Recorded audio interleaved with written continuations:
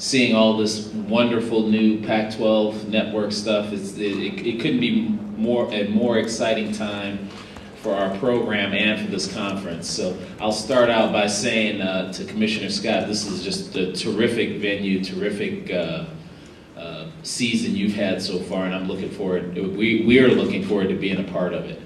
Now, with regard to our team, I'm pretty excited, and I'll answer your first question. Even without Jared Cunningham, I'm pretty excited. He'll be a tough guy to replace, but I'm confident and positive that every single player who's coming back knows how tough that is and has raised the bar for themselves. So in an instant, you lose a prolific defender and a good part of your scoring, but it'll be the scoring part I don't think will be hard to replace. The defense is going to be tough, and we're dedicated to being a better defensive team, and I think if we can be as dominating on offense as we have been and get 4 more stops a game, I think we're going to be a pretty darn good team. I'm looking to this guy next to me to do a lot this year. He's put in a lot of work. I think you'll see a completely different Angus Brandt. I think the difference you'll notice first and foremost is the basketball attributes have gotten even better, but more importantly, the confidence level is there.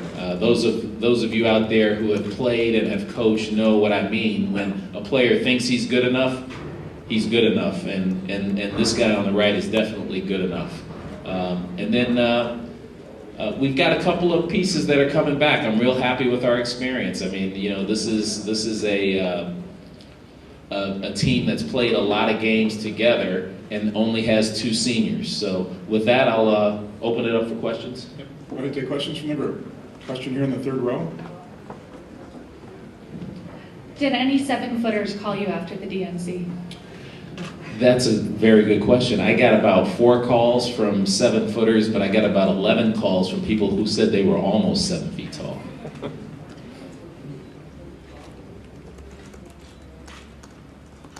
Question in the middle, in the back.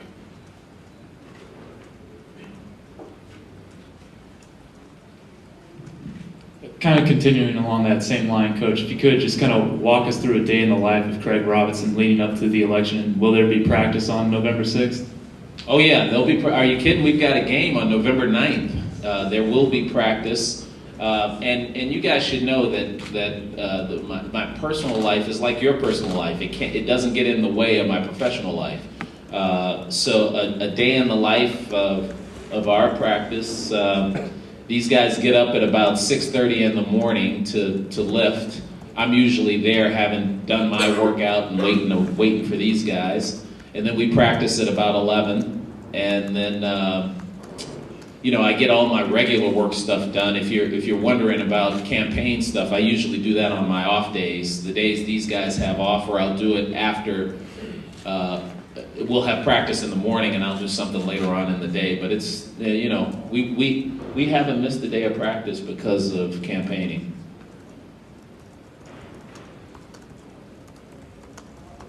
Question far left in the back. Sarah Gazelle, Pac-12 Digital. Coach Robinson, this question is from a fan, Kevin Hart, but not the comedian Kevin Hart, probably. Yeah, that's what you think. He asks, Jared Cunningham aside, what are the main differences you see in this team's from last year's? The biggest difference that I see is that we're a better team defense. We're a better defensive team from a team standpoint. I thought last year we did a pretty good job converting from being a mostly zone team to a mostly man-to-man team, but it was the first time these guys did it for an extended period of time. What I saw with our trip to Europe and with our early practices, that we're a much better defensive team, guarding the ball as a team and not as an individual. That's first and foremost. Secondly, I think this is a better rebounding team than we've been. And as I mentioned at the outset, the biggest part of that is our collective raising the bar on what we're doing, both defensively and rebounding. Question on the left, fourth row back. Craig, Jeff Ferrato with the Oakland Tribune Hey, Daily Jeff. News Group. Where will you be next Tuesday? Where will I be next Tuesday? I will be, that's classified information. No, I will be in Chicago for election night, but we are practicing Tuesday. In case anybody wants to know, we are practicing from now until our first game. We'll stay in the left over here, in the middle. Craig, Tom Fitzgerald, San Francisco Chronicle. Hey. Following up on Jeff's question, I'm assuming you would predict an Obama election, but how close do you think it's going to be? With all due respect to the sports writers here and all the political pundits out there, it's probably going to be pretty close. But I'm biased, so. Question in the middle, third row. Hi, Coach. Question about the other guy from Chicago, Mark Starks. He clearly can score the ball. How do you see his role next year? Is he someone who's going to pick up the slack for Cunningham in terms of scoring? Yeah, that's a terrific point. Ahmad is going to be, as you mentioned, Ahmad is a point guard who can, he could easily replace all of Jared's points if we asked him to do that, but we need him to run the team. I think he'll be one of 3 or 4 guys who will pick up that 18-point slack. I would expect him to get another, 4 to 6 points a game. I expect Angus to make up some of that slack. Roberto Nelson will be there, available to make up some of that slack, and also Devon Collier. So we've got 4 guys that we're sort of dividing 18, 19 points between them. So as I mentioned earlier, I don't think offense is going to be our issue. It's going to be being able to guard better. Question in the back over here. Hi, Coach. Joe Kaiser with ESPN.com. Hey, Joe. Hi. Is this the best front court that you've had in your time in Corvallis, and how much of a challenge is that going to be, divvying up minutes? Yeah, not only is this the best front court I've had since I've been in Corvallis, this is probably the best team I've had, and this is probably the deepest team that I've had.